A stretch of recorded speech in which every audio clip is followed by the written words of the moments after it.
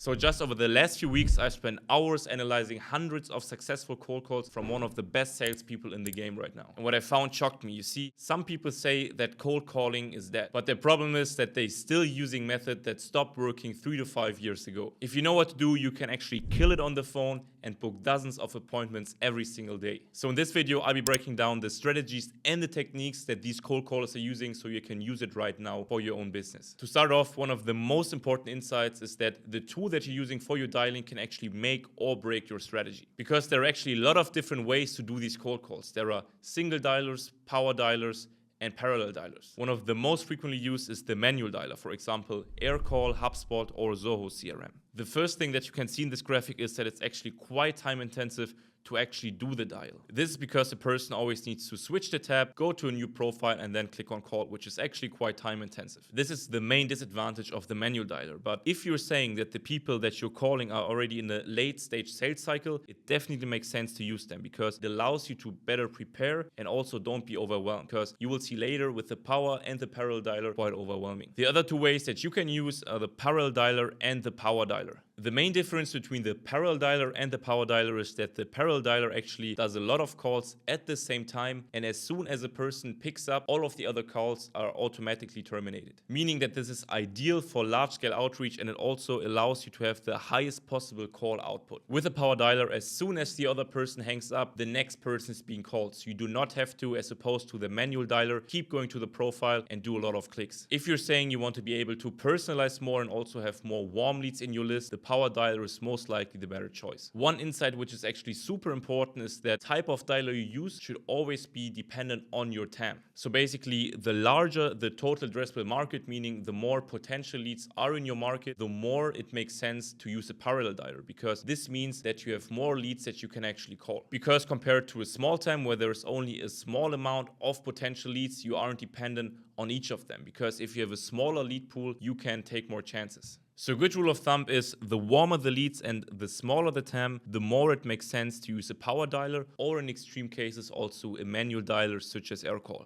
The second very important insight is that everything becomes more crowded. As you've seen with the parallel dialer, it's never been easier to call 10 people at the same time. This is why it's super important to play it smart and not go in the red ocean where everyone else is. We need to go to the blue ocean, a place where the competition is low, but the same demand exists like in the red ocean. I will show you exactly now how you can get into the blue ocean. So this is our TAM. So basically our total market, all the leads that are potentially interested. And this is 100%. And now let's assume you have a lead list of all of these people, but the problem is that with the legacy providers like Lucia, Apollo, or ZoomInfo, you only at a maximum find around 70% of contact data for these leads. Now you would fight with every single competitor you have for the 70% leads that everyone is able to find contact data for. But the question, of course, is now, what is going to happen with this 30%, basically what I call the blue ocean? These are the leads which are more untouched, right? Because 99% of people, including your competitors, will never contact them simply just because they don't have their contact data. So how can we access these untouched leads where our competitors have no clue that you can even reach them, so they're also easier to close? The answer is that we need to leverage data sources which aren't used frequently. There are tools like Better Contact, which brought a method to the market called waterfall enrichment. They basically aggregate every relevant mobile phone finder on the market, including those that are infrequently used and which aren't even accessible for normal companies. Here's a quick example. Let's say using Apollo, which is a big database with a lot of leads and a lot of emails and mobile numbers. But however, a lot of the times the actual valid mobile number is not given for that specific lead. So we created a search, and if we go to the next page, we can see that, for example, this person doesn't have a mobile phone number attached. So most will just say, this is a lead I cannot reach out to anyways because there is no mobile phone number attached, so I will just disregard that lead. But what you can do now, you can go to that person, click here, and then just copy and paste the LinkedIn profile URL. This is the only thing that we will need to find the mobile phone number inside Better Contact then. So copy out the LinkedIn profile URL here, and the only thing that you will have to do before that is create a free Better Contact account. You don't need no credit card whatsoever, so just go to bettercontact.rocks. After you've done that, just copy the LinkedIn URL out and then click here on Better Contact and then go to mobile number on the individual lookup and then click on Enrich My Contact. Better Contact requested all of these mobile phone finders now and verified the number, and as you can see, a verified mobile phone number has been found and you can reach out directly to that person. Another essential insight, the third one,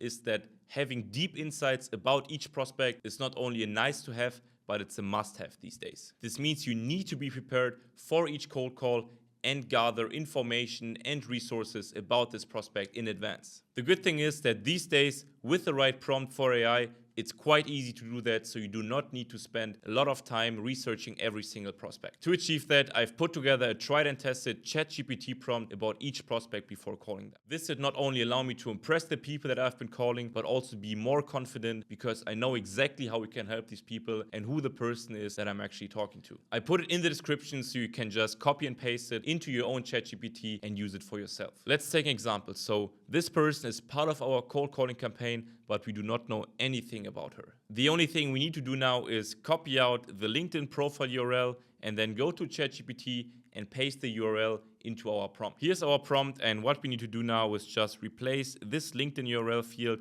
with the URL and then click on enter. ChatGPT is basically now searching the web and is looking for person level information, but also company level information. We do not only learn about this person from a professional point of view, but also what the person likes to do in their free time or which interest they have. For example, human rights and activism in this case. What's also interesting is that you can create your own GPT and feed it with your personality, what you like to do, and then the GPT will allow to find mutual points of connection and mutual interests. You can then use these to establish a connection, and which is also quite important is that you look at the red flags to avoid. For example, things that the person will most likely not like at all. The prompt also gives us information about the company itself. So in this case, it's Microsoft, and we get a lot of different insights gathered from all over the web, which will allow us to also refine our pitch and just have more insights about the company itself. Another big learning from studying these calls and actually talking to these experienced cold callers is that you shouldn't overcomplicate your opener. And while it's true that the tone and the delivery of what you're saying is actually the most important part, it's still important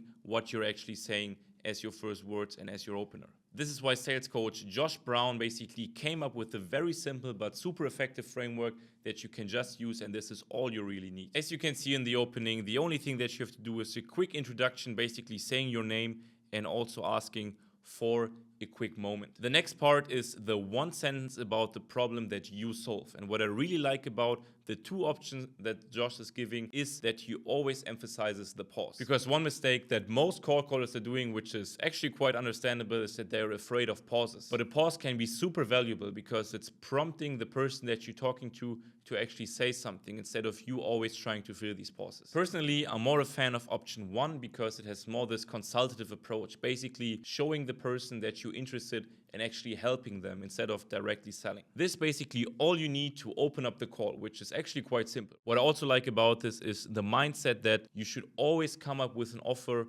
or rather a pitch, where the person that you're calling would be dumb to say no to. As I said at the beginning of the video, the cold calling market is most likely to become more crowded and saturated, especially considering that AI agents keep improving on their cold calls. This means that people most likely build a bigger resistance against cold calls as the amount of times they get called on a daily basis will increase. That's why it's super important to handle the objections that these people will have in the most effective way. Here's a very simple but effective framework. As you can see here, it's a 3-step process. The first step is not becoming defensive, it's actually acknowledging that objection and saying fair or what you said makes sense. The next step is softening your tone and then ask, would it be okay if I ask why that is? Most likely the person will appreciate that you aren't defensive or even irritated and will take some time to explain the objection that they have. This will help you to understand and then dig deeper into that objection and find a solution for it. The last insight is that it's super important to have a good mindset and set good expectations for yourself. The first thing, which is often forgotten, is that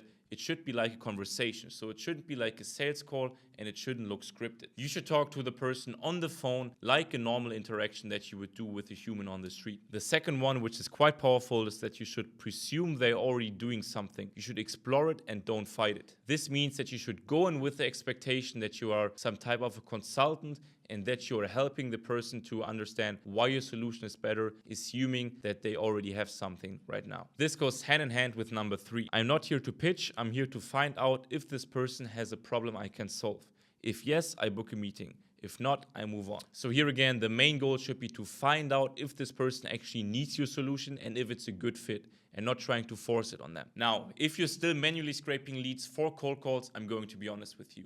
You most likely are wasting your time. What you need is a nice complete list of leads that you can actually cold call that also have some information attached to them. And instead of paying for some expensive lead generation software like Apollo or Zoom Info, you can have your own lead generation AI agent. You can click right here and I will show you the exact method you can use to build such an AI agent inside end-to-end to generate as many leads as you could need. In fact, I left the link to download this template in the description of that video. So if you're serious about cold calling, see you over there.